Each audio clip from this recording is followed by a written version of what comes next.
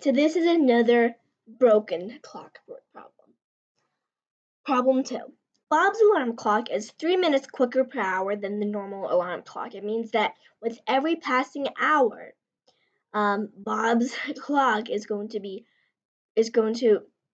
count in 3 extra minutes. So every hour, so basically every hour, when the normal clock is going to have 60 minutes, his alarm clock is going to have 63 minutes. So one night at 11 o'clock,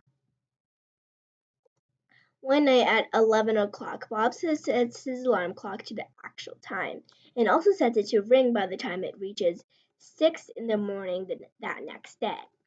When Bob's alarm clock rings the next day, what will be the actual time that morning?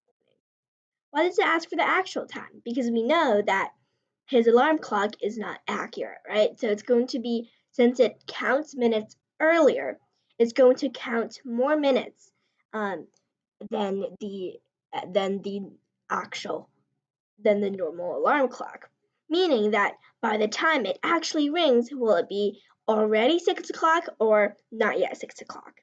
It's going to be not yet 6 o'clock because his alarm clock is 3 minutes early every hour.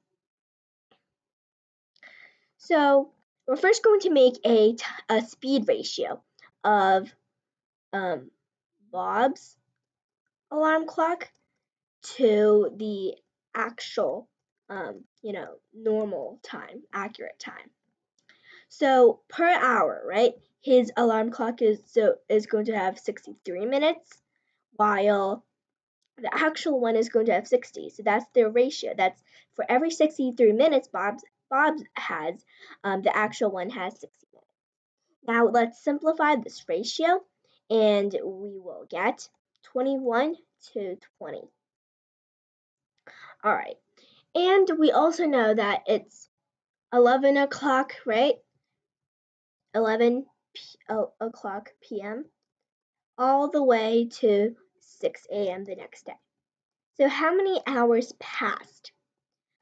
If you count it, right, there's like 11 to 12, that's 1 hour. And 12 to 6, that's 6 hours. So 6 plus 1 is 7. 7 hours.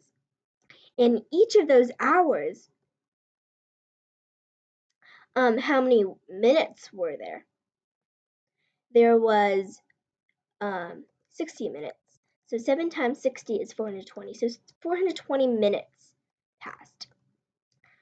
So 420 minutes, it also means that if Bob's went 420 minutes, then how much did the actual one go? The actual one would go, 21 to 420 is 20, is times 20. So 20 times 20 is 400. Went 400 minutes.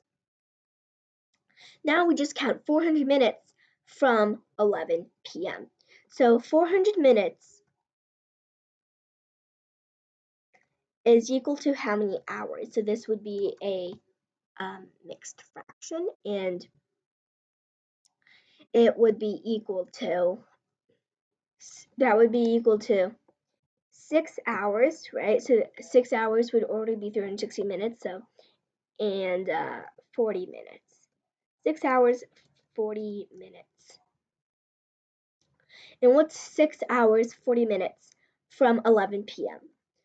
Well, 11 p.m. plus 1 hour is already 12. So 12 plus 5 hours and 40 minutes is 5:40 a.m.